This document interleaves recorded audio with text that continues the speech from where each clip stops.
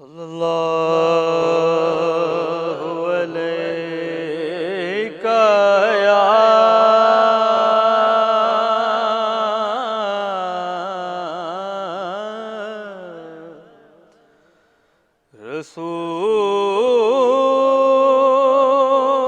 رسول اللہ وسلم علیک یا حبیب اللہ۔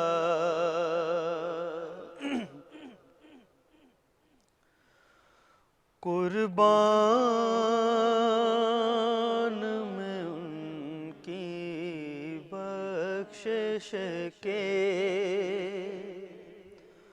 قربان میں ان کی بخشش کے،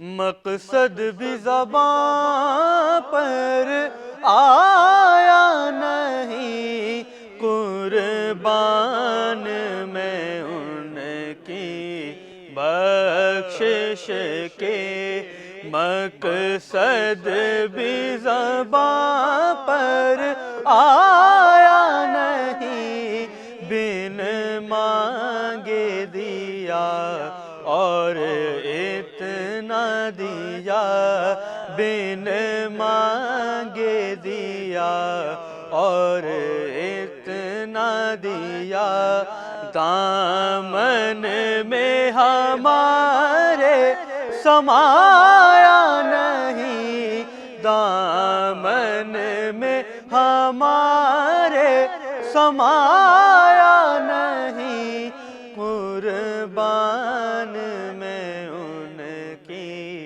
بخشش کے، ایمان ملا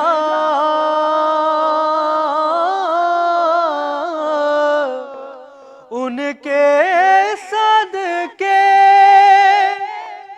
قرآن ملا ان کے صدقے، رحمان ملا ان کے صدقے، رحمان ملا ان کے صدقے، وہ کیا ہے جو ہم نے پایا نہیں، وہ کیا ہے جو ہم نے پایا نہیں، قربان میں ان کی بخشش کے،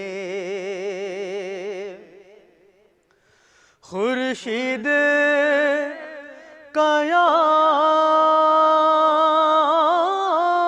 قیامت کی تابش مانا کے، قیامت ہی ہوگی، ہاں خورشید قیامت کی تابش مانا کے، قیامت ہی ہوگی، ہم ان کے ہیں گھبرائیں کیوں، ہم ان کے ہیں گھبرائیں کیوں، کیا ہم پہ نبی کا سایہ نہیں، کیا ہم پہ نبی کا سایہ نہیں، قربان میں ان کی بخشش کے، مقصد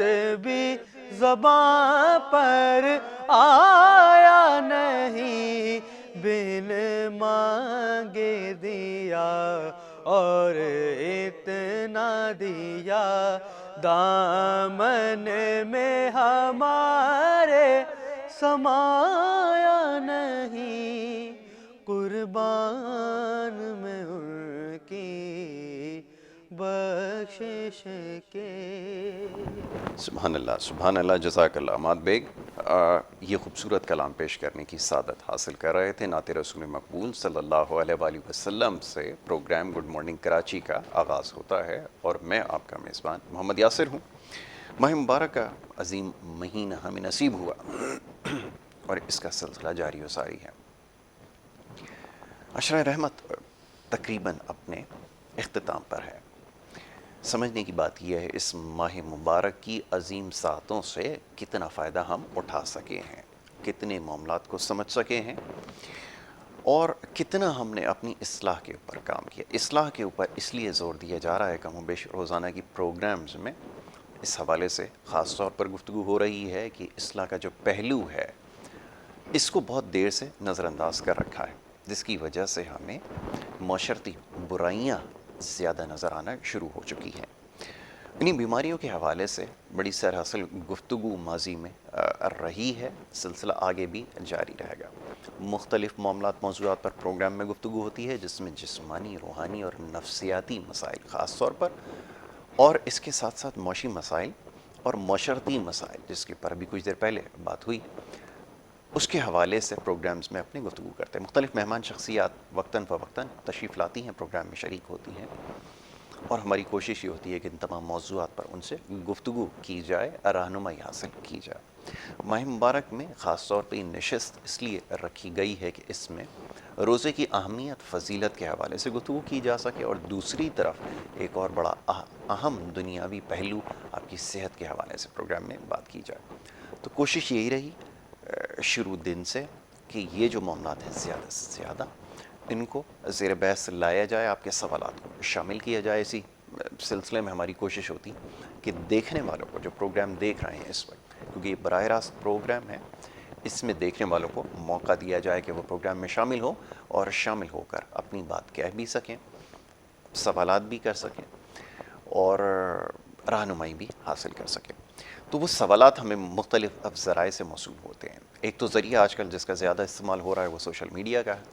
سوشل میڈیا کے ذریعے پیغامات آپ کے ہم تک پہنچتے ہیں اور ہماری کوشش ہوتی ہے کہ وہ سوالات ہم یہاں پر شامل کریں اپنی گفتگو میں، چاہے یہاں پر علماء کرام تشریف فرما ہوں یا مختلف طبیب ہوں، ڈاکٹرز ہوں، ان سے آپ کے سوالات کے اوپر ہماری گفتگو رہتی ہے. تو سلسلہ انشاءاللہ آج بھی جاری رہے گا. چند ایک معاملات یا موضوعات کی طرف دیکھنے والوں نے نشاندہی کی ہے اور میں ہمیشہ یہ کوشش کرتا ہوں کہ جو ہمارے دیکھنے والے جن موضوعات پر سننا چاہتے ہیں بات کی جائے، انہی معاملات کو یہاں زیر بحث لایا جائے. تو بہت سارے معاملات کے حوالے سے سوالات کیے گئے ہیں، تو انشاءاللہ مستقبل قریب میں ان تمام معاملات پر ضرور اگر موقع ملا اور اگر یہ سلسلہ پروگرام کا چلتا رہا تو ضرور ان تمام معاملات پر گفتگو کرتے رہیں گے. آج بھی بڑے خاص مہمان اسٹوڈیوز میں تشریف فرما ہیں. یہاں پر پروگرام کے اس پہلے حصے میں ماہ مبارک کے حوالے سے گفتگو کریں گے. علامہ مجیب الرحمان شامی صاحب آج ہمارے مہمان ہیں، اسٹوڈیوز میں یہاں موجود ہیں ہمارے ساتھ. انہیں سب سے پہلے میں خوش آمدید کہوں گا. بہت شکریہ علامہ صاحب پروگرام میں وقت دینے کے لیے. دوسرے ہمارے مہمان عماد بیگ صاحب ہیں. کچھ دیر پہلے خوبصورت آواز میں کلام آپ نے پیش کیا اور جس سے اس پروگرام گڈ مارننگ کراچی کا آغاز ہوا، تو عماد بیگ کو میں خوش آمدید کہوں گا. بہت شکریہ عماد پروگرام میں ہمیں وقت دینے کے لیے.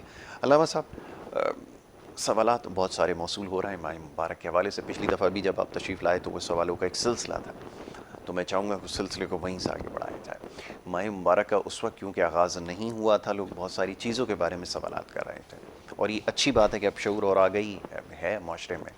تو ماہ مبارک کے حوالے سے پہلے تو میں چاہوں گا کہ خاص طور پہ جو عشرہ رحمت وہ اپنے اختتام پر ہے، اس میں جو فضیلتیں ہمیں سمیٹنی تھیں، جو ہم سمیٹ چکے یا نہیں سمیٹ سکے، اس کے بارے میں چاہوں گا ایک تھوڑا سا خلاصہ کر لیا جائے، کیونکہ ابھی بھی اس کی قیمتی ساعتیں باقی ہیں اس عشرے میں، اور آخری چند جو لمحات ہوتے ہیں، جو آخر کے ایام ہوتا ہے عشرے کے، اس میں بھی ان سے فائدہ اٹھایا جا سکتا ہے. میں چاہوں گا اس کے اوپر مفصل گفتگو کریں تو پھر معاملے کو آگے لے کے چلتے ہیں. جی رب العالمین والصلاۃ والسلام علی سید الانبیاء والمرسلین. ایک طویل حدیث ہے جس کا میں خلاصہ بیان کروں گا. حضرت سیدنا ابو سعید خدری رضی اللہ تعالیٰ عنہ سے روایت ہے کہ مکی مدنی مصطفیٰ صلی اللہ تعالیٰ علیہ وسلم نے فرمایا کہ جب ماہ رمضان کا چاند نظر آتا ہے تو اللہ تعالیٰ آسمانوں کے دروازے کھول دیتا ہے، اور جو مومنین ہیں وہ جب نماز پڑھتے ہیں، جب ایک سجدہ کرتے ہیں تو ایک سجدے کے عوض اللہ تعالیٰ 1500 نیکیاں عطا فرماتا ہے. تو اب بندے کو سوچنا چاہیے کہ میں کتنے سجدے کروں کہ اللہ تعالیٰ کو راضی کرنے والے کام کروں. اور اس میں سرخ یاقوت کا گھر بھی، محل بھی اس کو ملتا ہے. اور وہ ایسا ہے کہ اگر وہ شخص نماز پڑھے گا، اللہ تعالیٰ کی عبادت کرے گا، اللہ تعالیٰ سے راضی ہوگا، تو اللہ تعالیٰ اس کو ایک درخت عطا فرمائے گا اور وہ ایک نیکی کے بدلے ہوگا. اور وہ درخت اتنا ہوگا کہ اگر گھوڑے سوار 500 سال تک گھوڑے پر سوار ہو کر سواری کرتا رہے پھر بھی وہ درخت جو ہے اس کو کراس نہیں کر سکتا، اتنا بڑا درخت جو ہے وہ. تو یہ جو عشرۂ رحمت ہے، عشرۂ رحمت میں کچھ لوگ جو ہے عبادت زیادہ کرتے ہیں. اس کی وجہ یہ ہے کہ جو عشرۂ رحمت ہے اس میں عبادت کرنے سے اللہ تعالیٰ راضی ہوتا ہے اور اپنے بندے پر رحمت نازل فرماتا ہے. جب اللہ تعالیٰ کی خاص رحمت بندے پر آتی ہے تو دل نرم ہو جاتا ہے اور پھر دل آمادہ اس بات پر ہو جاتا ہے کہ میں عشرۂ مغفرت میں مغفرت کا سوال کر بیٹھوں. اور پھر جب مغفرت کا سوال کرتا ہے، اللہ تعالیٰ سے راضی ہوتا ہے، تو پھر اللہ تعالیٰ تیسرے عشرے میں اس کو جہنم سے بھی آزاد فرماتا ہے. تو جب عشرۂ رحمت میں عبادت نہ کی ہو اور اللہ تعالیٰ کی جو خاص رحمت ہے وہ بندے پر نازل نہ ہو تو پھر وہ کیوں کر عشرۂ مغفرت اور عشرۂ جہنم سے آزادی کی تیاری کر سکے گا. تو اس میں عشرۂ مغفرت میں بھی اس کو جی نہیں چاہے گا کہ وہ مغفرت کا سوال رب سے کرے.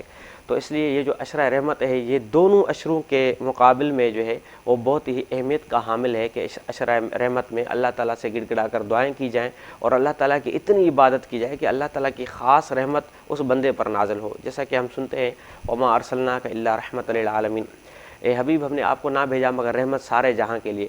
تو اللہ تعالیٰ نے رحمت حضور علیہ الصلاۃ والسلام کو بھیجا ہے. اور اگر انسان چاہے کہ مجھے بھی کچھ رحمت کا حصہ مل جائے تو اللہ تعالیٰ کی رحمت خاص اس بندے پر نازل تب ہوتی ہے کہ جب انسان عشرۂ رحمت کی قدر کر کے اللہ تعالیٰ کی خوب عبادت کر سکے. تو پھر جو ہے اس کا سینہ بھی جو ہے وہ نرم ہوتا ہے اور سینہ اس بات پر آمادہ ہوتا ہے کہ میں زیادہ سے زیادہ عبادت کروں، اللہ تعالیٰ کو راضی کرنے والے کام کروں تاکہ عشرۂ مغفرت میں وہ مغفرت کا سوال کر بیٹھے. بہت بڑی خوبصورت گفتگو آپ نے کی. عشرۂ رحمت کے معنی و مفہوم سمجھ میں آپ کو تبھی آئیں گے جب یہ آپ معاملات سمجھنے کی کوشش کریں گے یہ رحمت ایکچولی ہے کیا، جس کے بارے میں یہاں تذکرہ ہو رہا ہے. اور آپ نے بڑی خوبصورت مثال دی کہ پیارے آقا نبی صلی اللہ علیہ وسلم پوری جہانوں کے لیے، سارے جہانوں کے لیے رحمت بنا کر بھیجے گا.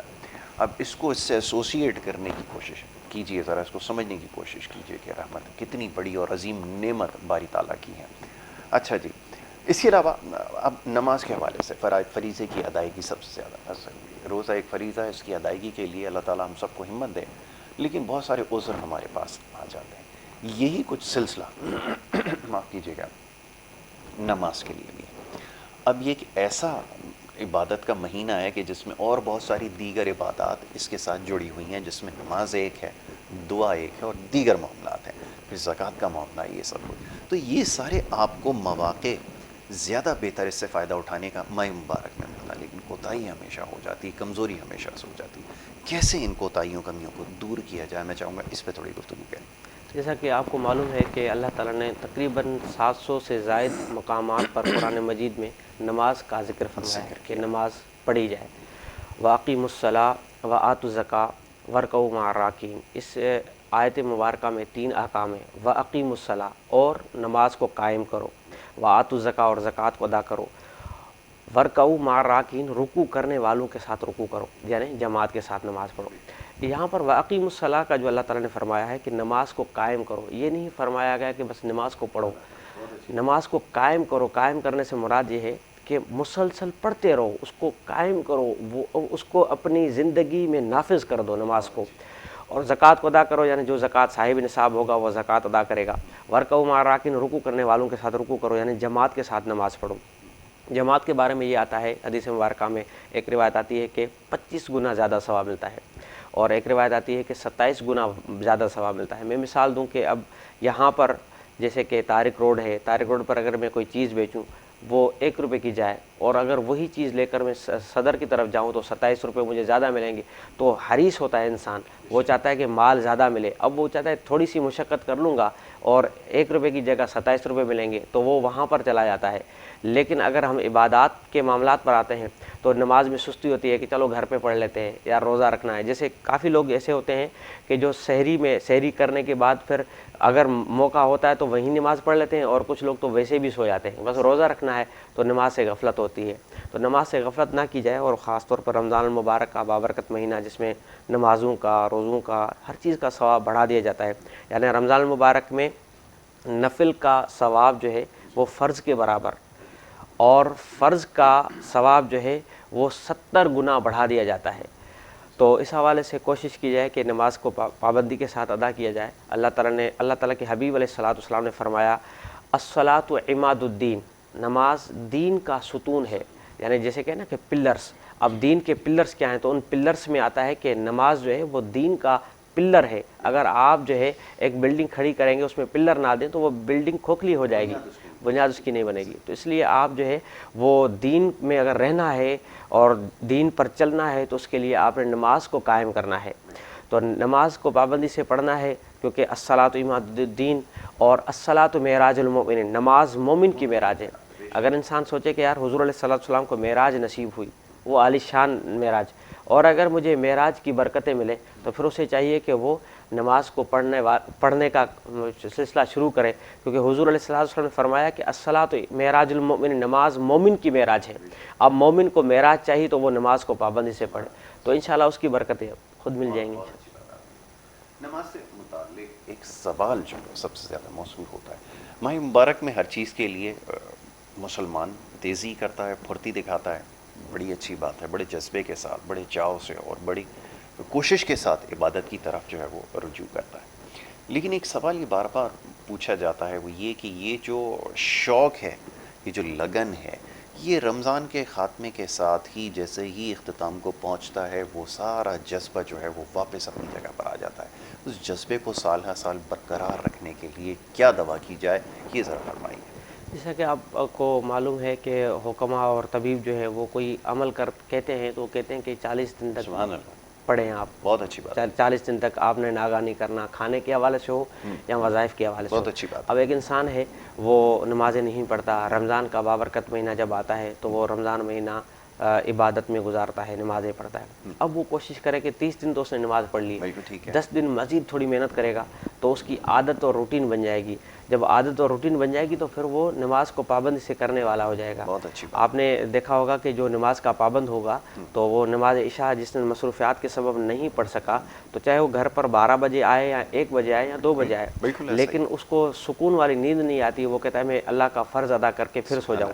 تو وہ کیا ہے، عادت ہوتی نا. جب عادت ہو جاتی ہے تو پھر انسان جو ہے وہ کہتا ہے کہ بس مجھے یہ کام کرنا ہے ورنہ میں گناہ گار اب اللہ کی بارگاہ میں ہو جاؤں گا. تو اس لیے کوشش کی جائے کہ جیسے رمضان کا مہینہ جیسے ہی اختتام کو پہنچے 10 دن مزید محنت کرے، نماز پڑھے، اور اللہ تعالیٰ سے بھی دعا کرتا رہے کہ یا اللہ تو توفیق دینے والا ہے، تو مجھے توفیق. ایسا ہی. تو یہ بڑی خوبصورت بات آپ نے کہی. یہ سوال پوچھنے کا مقصد بھی یہی تھا کہ زیادہ تر لوگ یہ بات پوچھتے ہیں کہ یہ جو جذبہ ہے اس میں کمی آ جاتی ہے. تو بڑی خوبصورت بات آپ نے کہی ہے علامہ صاحب نے کہ 40 دن انسانی جسم کا اگر آپ مطالعہ کریں، اس کے اندر روحانی یا جسمانی تبدیلیاں مکمل ہونے میں تقریباً 40 دن کا جو ہے وقت لگتا ہے. اس کے بعد کوئی نئی چیز اس کے جسم پہ ہوتی ہے. تو یہ جو تبدیلی کا سفر ہے یہ مکمل تب ہوگا کہ آپ نے 30 دن تو اللہ تعالیٰ نے آپ کو ویسے ہی تو آپ کو ہمیشہ اپنی طرف متوجہ رکھتا ہی ہے. یہ تو ہماری کمی کوتاہی ہے کہ ہم اس سے جو ہے وہ دور ہو جاتے ہیں. 30 دن آپ نے پابندی کے ساتھ یہ معاملات اسی طرح چلانے ہیں خیر سے،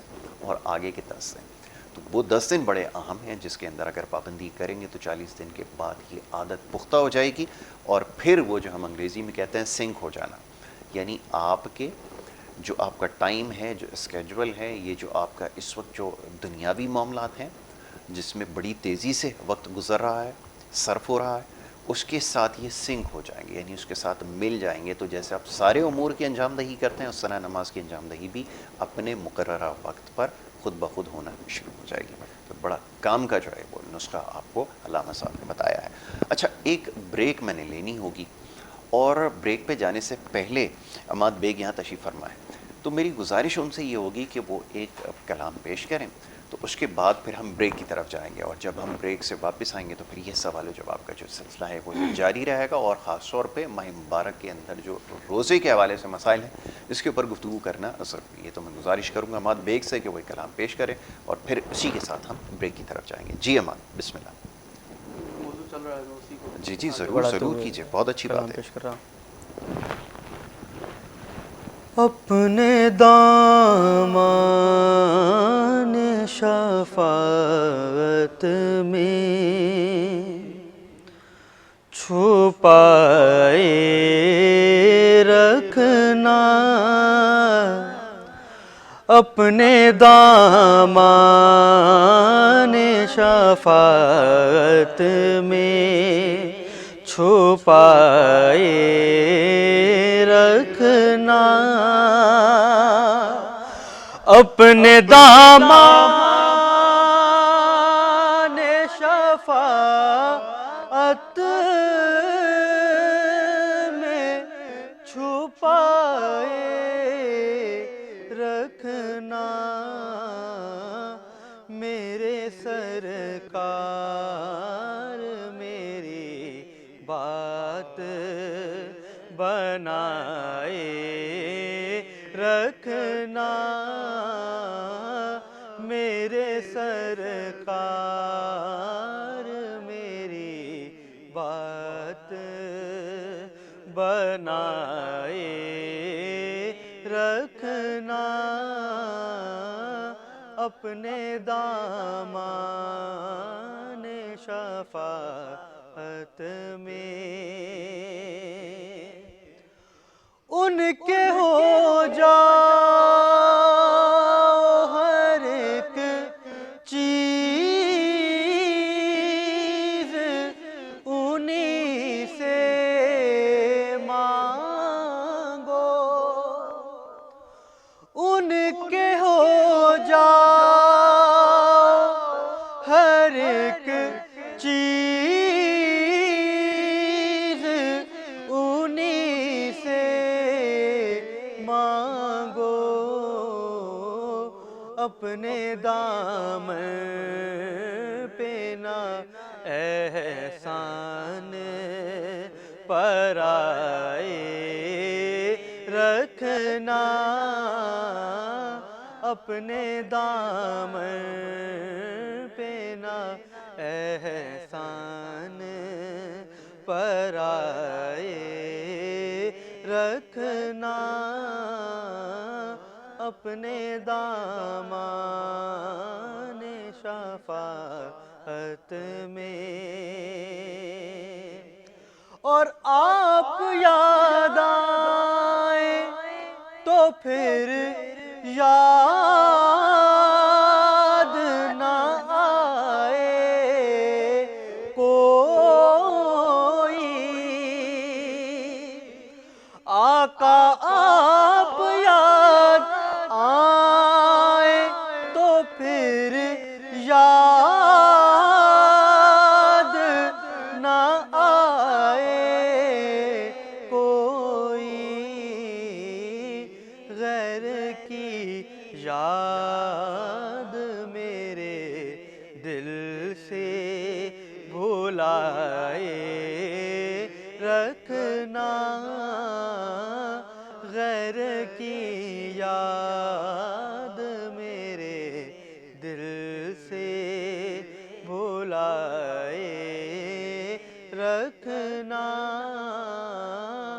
اپنے دامان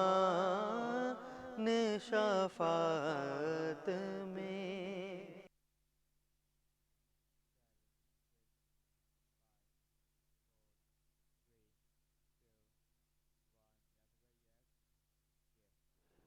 پروگرام میں آپ کو ایک دفعہ پھر خوش آمدید کہیں گے۔ بریک پہ جانے سے پہلے جی سلسلہ جاری تھا، بات ہو رہی تھی ماہ مبارک کے حوالے سے، اس عظیم مہینے کی جو ساتیں ہیں اس سے فائدہ کس طرح اٹھایا جا سکتا ہے، عبادت کا جو فرض ہے وہ کس طرح اس کی ادائیگی کو یقینی بنانا ہے، اور اس کے ساتھ ساتھ بہت سارے پیغامات اور سوالات ہمیں موصول ہوئے، اس کے اوپر ہم نے پروگرام میں بھی گفتگو کرنی ہے، وقت ہمارے پاس کیونکہ ہے ابھی، اور ہماری خوش قسمتی ہے کہ یہاں پر علماء کرام کا بھی ساتھ ہمارے ان پروگرامز میں رہتا ہے جن سے بہت کچھ سیکھنے کا موقع ملتا ہے، بڑی رہنمائی ان سے ہمیں حاصل ہوتی ہے۔ تو جناب علامہ مجیب الرحمن شامی صاحب تشریف فرمائیں، اور ان سے گفتگو ہو رہی تھی بریک پہ جانے سے پہلے روزے کے حوالے سے فرض کی ادائیگی کو کیسے یقینی بنایا جائے، اور دیگر اس سے جڑے جو معاملات ہیں اس پر ہم نے بات کی۔ علامہ صاحب ایک اور بڑی اہم چیز جس کے اوپر اب گفتگو کرنی ضروری ہے، ان نیک لوگوں کے جو اوصاف ہوتے ہیں، کیا ان کے بھی یہی معاملات ہوتے ہیں جو یہ شب و روز ہمیں نظر آ رہے ہیں؟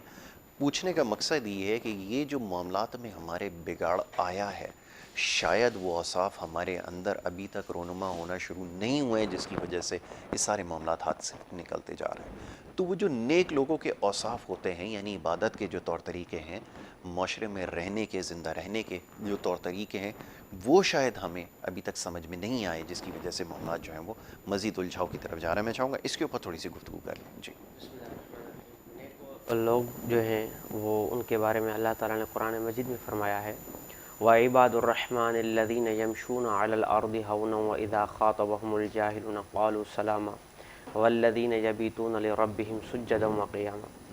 اس میں اللہ تعالیٰ فرماتا ہے وَعِبَادُ الرحمن، اور رحمان کے وہ بندے۔ اس میں ایک بہت بڑا خطاب دیا ہے اللہ تعالیٰ نے، یعنی رحمان کے وہ بندے، یمشون چلتے ہیں، علی الارض زمین پر چلتے ہیں، ہاؤنا واذا خاطبهم الجاہلون قالوا سلاما، جب چلتے ہیں تو عاجزی اور انکساری کے ساتھ چلتے ہیں، اور جب خطاب کرتے ہیں جاہل ان سے، یعنی جاہلوں کا جب آمنا سامنا ہوتا ہے ان نیک لوگوں کے ساتھ، تو وہ بس سلام کہہ کر سائڈ پر ہو جاتے ہیں۔ والذین یبیتون لربہم سجدا وقیاما، یعنی وہ لوگ ان کے رات اور دن جو ہیں وہ سجدے اور قیام میں گزرتے ہیں۔ تو یہ اللہ تعالیٰ نے نیک لوگوں کے اوصاف بتائے ہیں کہ جو نیک لوگ ہیں وہ اس طرح ہونے چاہیے اور اس طرح ہوتے ہیں۔ تو اب ہر بندہ اپنے اوپر غور کرے کہ اللہ تعالیٰ نے تو اوصاف ہمیں بتا دیے، کیا آیا ہم نیک لوگوں والی حرکتیں کرتے ہیں کہ نہیں کرتے؟ ہر کسی کے ساتھ جو نا وہ جھگڑا، اور تھوڑی کسی نے بات کر دی تو اس پر جو نا وہ ہم الجھ پڑتے ہیں۔ اگر پتہ ہے کہ یہ جاہل ہے، سمجھے گا نہیں، تو اب جاہل سے کیسا مطلب بیہیو کرنا، اس کے ساتھ کیسا بحث و مباحثہ کرنا۔ وہ کہتے ہیں نا کہ اگر ایک طرف سے آگ ہو اور دوسری طرف سے بھی آگ ہو تو یہ آگ بڑھتی ہے، کم نہیں ہوتی ہے۔ اگر ایک طرف سے آگ ہو دوسری طرف سے پانی ہو جائے تو وہ پانی جو ہے وہ اس آگ کو بھی ٹھنڈا کر دیتا ہے۔ اب جو بندہ اہل علم حضرات ہیں، جو سنجیدہ ہیں، سمجھدار ہیں، اللہ نے ان کو عقل اور شعور دیا ہے، تو پھر وہ دیکھیں گے کہ آیا یہ جاہل ہے، اس کے اندر تمیز نہیں ہے، تو میں اسے کیوں گفتگو کروں، بات کروں، پھر وہ صبر کر جائے۔ اور پھر والذین یبیتون لربہم سجدا وقیاما، یعنی ان کے رات اور دن جو ہیں وہ اللہ تعالیٰ کے سجدے میں اور قیام میں گزرتے ہیں، یعنی وہ اتنی اللہ تعالیٰ کی عبادت کرتے ہیں کہ اللہ تعالیٰ کو راضی کر لیتے ہیں۔ اللہ تعالیٰ سے راضی ہو جاتا ہے تو پھر ان کے وارے نیارے ہو جاتے ہیں۔ واہ کیا کہنے، بہت اچھی بات ہے۔ تو یہ نیک لوگوں کے اوصاف ہیں، اور معاشرے میں جتنی بھی برائیاں اس وقت ہمیں نظر آتی ہیں اس کی وجہ یہی ہے کہ یہ جو تعلیمات قرآن کریم فرقان حمید کی ہیں اس سے دور ہوتے جا رہے ہیں۔ اب اللہ تعالیٰ نے بڑے باشگاہ الفاظ میں اس چیز کی وضاحت فرما دی ہے کہ جو اللہ کے نیک بندے ہیں وہ زمین پر عاجزی و انکساری کے ساتھ چلتے ہیں، قیام کرتے ہیں، سجود کرتے ہیں اور ان کا حصہ بنتے ہیں۔ جو نیک لوگ ہیں ان کی عبادات ان کے ساتھ ہوتے ہیں، نماز جماعت کے ساتھ ادا کرتے ہیں، اس کو قائم کرنے کی، جیسا بھی آپ نے بات کی، بڑی خوبصورت بات ہے کہ نماز قائم کرنے کا حکم ہے۔ کوئی چیز قائم ایسے ہوتی ہے کہ تواتر کے ساتھ اس کے اوپر لگا جائے۔ اگر کسی عمارت کی بھی تعمیر کرنی ہے تو پہلے اس کی بنیادیں قائم کرنی پڑیں گی، اس پہ مسلسل محنت اور جد و جہد کرنی پڑے گی، اور ایک تسلسل کے ساتھ پھر جا کر اس کے اوپر ایک عمارت جو ہے وہ کھڑی ہوتی ہے۔ تو یہ تمام اوصاف ہیں نیک لوگوں کے، اور یہ تعلیمات کا مقصد بھی یہی ہے کہ اپنے اندر اس چیز کو لے کر آئیں، عاجزی و انکساری جو سب سے زیادہ کمی اس وقت نظر آتی ہے پورے معاشرے میں، وہ سب سے زیادہ یہ۔ دوسرا یہ کہ خوش گفتار بنے۔ یہ گفتار کا جو معاملہ ہے اس کے اوپر بھی بہت زیادہ زور دیا گیا ہے۔ آگے چل کے اس کے اوپر بڑی تفصیل سے گفتگو کرنی ہے کہ اللہ تعالیٰ جب موسیٰ علیہ السلام کو حکم فرما رہے ہیں کہ جب فرعون کی طرف جاؤ تو گفتار کا بڑا خیال رکھنا ہے، بڑے نرم اور دھیمے لہجے میں اس کو تلقین کرنی ہے، اس کو تبلیغ کرنی ہے۔ تو یہ تمام معاملات جب ہوں گے تو پھر جا کر اب سدھار کی طرف چیزیں آنا شروع ہو جائیں گی۔ تو یہ ایک بڑا اہم معاملہ ہے۔ اچھا جی، اب ایک اور بڑا مسئلہ ہے کہ یہ اللہ تعالیٰ کی نعمتیں جا بجا نظر آتی ہیں۔ ماہ مبارک میں نعمتوں کی بہتات ہے، اللہ تعالیٰ کی طرف سے رحمتیں بھی نازل ہو رہی ہیں، نعمتیں بھی نازل ہو رہی ہیں، لیکن المیہ یہ ہے کہ بندہ جو ہے وہ بڑا ناشکرا ہے۔ وہ ان تمام نعمتوں کا شکر بجا نہیں لا رہا ہے جس کی وجہ سے نقصانات زیادہ ہو رہا ہے۔ اللہ تعالیٰ کیسے پسند فرماتا ہے ان لوگوں کو جو شکر ادا کرتے ہیں، ان کے لیے کیا احکامات ہیں، چاہوں میں اس پہ تھوڑی سی روشنی بسم ڈالوں۔ اللہ الرحمن الرحیم۔ اللہ تعالیٰ نے قرآن مجید میں فرمایا فَاذْكُرُونِی أَذْكُرْكُمْ وَاشْكُرُوا لِی وَلَا تَکْفُرُونِ، تم میرا ذکر کرو اور میں تمہارا چرچا کروں گا، اور وَاشْكُرُوا لِی اور شکر میرا ادا کرو، وَلَا تَکْفُرُونَ اور کفر نہ کرو۔ اس میں اللہ تعالیٰ نے شکر کے بارے میں بھی بتایا کہ میرا شکر ادا کرو، یعنی اللہ تعالیٰ نے بہت ساری نعمت انسان کو دی ہیں، آنکھ دی ہے، کان، ناک، یہ بھی اللہ کی نعمت ہے۔ کوئی انسان کبھی بھی اگر کسی سے پوچھا جائے بھائی آپ نے آنکھ کی رقم جمع کروائی ہے، یا اللہ تعالیٰ نے جو آپ کو یہ نعمت دی ہے، تو وہ کہے گا نہیں، لیکن یہ اللہ تعالیٰ کی کتنی بڑی جو ہے نا وہ ایک یوں سمجھیے کہ نعمت بڑی ہے کہ انسان چاہے تو قدر کرے، لیکن ہمارے ہاں ناشکری بڑھ جاتی ہے۔ ہم کوئی اب کسی سے پوچھیں بھائی آپ کتنا کماتے ہیں، تو وہ کہتا ہے بھائی 30,000 گزارا نہیں ہوتا، کوئی 50,000 بولے گا تو بھی کہے گا گزارا نہیں ہوتا، اپنا گھر نہیں ہے کرائے کا۔ اب ہر بندہ یہ سوچے کہ میں اگر اپنا گھر ہے مجھے تو یہ بھی اللہ کا شکر ہے، اگر اپنا گھر نہیں ہے کرائے پہ ہے تو بھی سوچے کہ یار میں فٹ پاتھ پر نہیں ہوں، میں کسی جھگی میں نہیں ہوں، میں جو ہے نا اللہ نے مجھے اتنا مال دیا ہے کہ میں کرایہ بھی افورڈ کر سکتا ہوں۔ اسی طرح جو ہے سائیکل والا غور کرے کہ میں پیدل نہیں ہوں، سائیکل پہ ہوں۔ کوئی موٹر سائیکل والا ہے تو یہ سوچے کہ یار مجھے اللہ نے موٹر سائیکل دی ہے اور میں جو ہے سائیکل پر نہیں ہوں۔ کوئی کار والا یعنی اپنی حیثیت سے کم والے کو دیکھے اور پھر اس پر اللہ کا شکر ادا کرے کہ مجھے اللہ تعالیٰ کا شکر ادا کرنا چاہیے۔ ہر حال میں بندہ جب شکر کرے گا اللہ تعالیٰ اسے اور نعمت عطا فرمائے گا۔ لَإِن شَكَرْتُمْ لَأَزِيدَنَّكُمْ، اگر تم میرا شکر کرو گے میں تمہیں اور زیادہ دوں گا، مزید عطا کروں گا۔ تو یہ کیا ہے کہ اگر ہم شکر کریں گے اللہ تعالیٰ ہمیں دے گا، نعمتیں دے گا، کیونکہ وہی دینے والا ہے، وہی رب ہے۔ لیکن ہمارے ہاں اگر جب ناشکری ہو جائے گی تو پھر اللہ تعالیٰ بھی ناراض ہوگا کہ میں ان کو اتنی نعمتیں بھی دوں اور پھر بھی یہ میری ناشکری کرتے ہیں۔ تو اس حوالے سے کوشش کی جائے کہ ہمیشہ شکر کو اپنایا جائے اور ہر وقت اٹھتے بیٹھتے بھی اللہ کا شکر ادا کیا جائے، نمازوں میں بھی اللہ کا شکر کیا جائے، جو بھی نماز پڑھے اس میں اللہ کا شکر ادا کرے۔ اللہ تعالیٰ نے مجھے سانسیں دی ہیں، مجھے اللہ تعالیٰ نے اولاد دی ہے، مجھے اللہ تعالیٰ نے گھر دیا ہے، یعنی ہر بارے میں جب ہم شکر کرتے رہیں گے تو وہ نعمتیں اور بڑھتی رہیں گی انشاءاللہ۔ سبحان اللہ، بڑی اچھی آپ نے بات کی ہے کہ اللہ تعالیٰ کی نعمتوں کی دی گئی نعمتوں پہ شکر ادا کریں تو اللہ تعالیٰ اس میں برکت عطا فرمائے گا۔ اور یہ برکت کیا چیز ہے اس کے اوپر انشاءاللہ آگے ضرور گفتگو کریں گے۔ یہ پروگرام کا پہلا سیگمنٹ اپنے اختتام کی جانب۔ میں پہلے تو بہت شکر گزار ہوں علامہ مجیب الرحمن شامی صاحب کا کہ انہوں نے اپنا قیمتی وقت میں سے وقت نکال کر آج ہمارے ساتھ اس نشست میں شریک ہوئے۔ حماد بیگ صاحب نابطہ یہاں پہ تشریف فرمائے، ان کا بھی بہت شکر گزار ہوں کہ انہوں نے اپنا قیمتی وقت ہمیں دیا اور اس خصوصی نشست میں ہمارے ساتھ رہے۔ بریک کی طرف جانا ہوگا لیکن اس سے پہلے حماد سے میں گزارش کروں گا کہ ایک اور کلام پیش کریں اور اس کلام کے ساتھ ہی پھر ہم بریک کی طرف جائیں گے، اور بریک سے جب واپس آئیں گے تو ہمارا دوسرا سیگمنٹ ہوگا۔ اسکیجول گیسٹ ہمارے ساتھ یہاں موجود ہوں گے، پروفیسر ڈاکٹر حکیم عسکری صاحب یہاں پہ تشریف لا چکے ہیں، کچھ دیر بعد وہ ہمارے ساتھ ہوں گے اور پھر آپ کی صحت کے حوالے سے پروگرام میں گفتگو کریں گے۔ جی آج خورشید احمد مرحوم صاحب کا پڑھا ہوا شعرا فاق کلام ہے، یہ سب تمہارا کرم ہے آقا، چند اشعار۔ صلی علی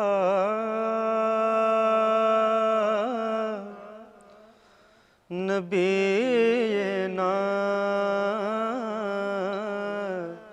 صلی علی محمد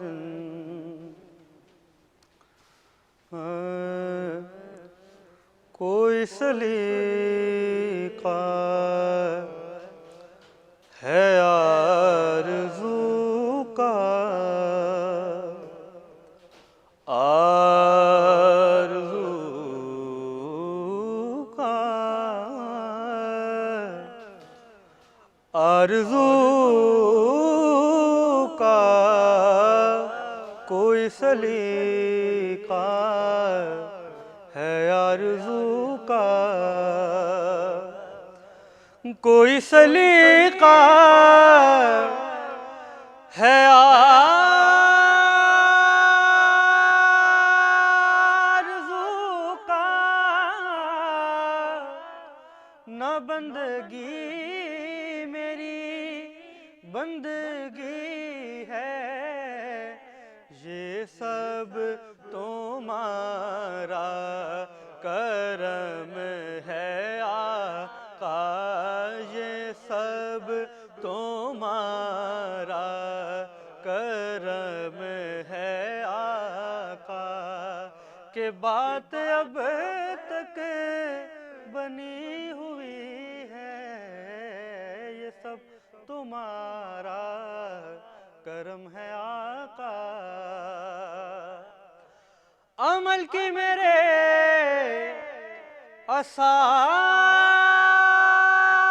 کیا ہے، بجز ندامت کے پاس کیا ہے۔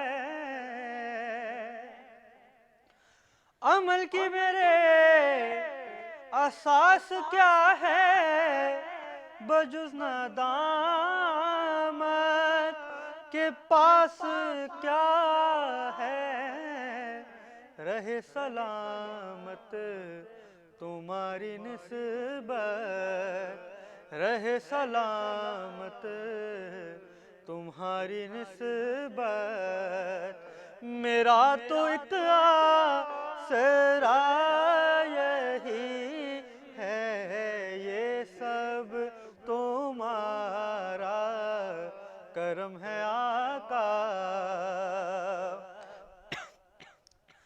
کسی کا احسان کیوں اٹھائیں، کسی کو حالات کیوں بتائیں،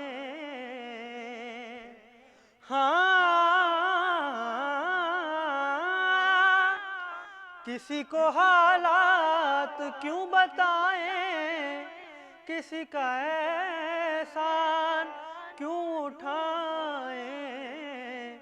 تم ہی سے مانگیں گے تم ہی دو گے، تمہارے در سے ہی لو لگی ہے، یہ سب تمہارا کرم ہے آقا۔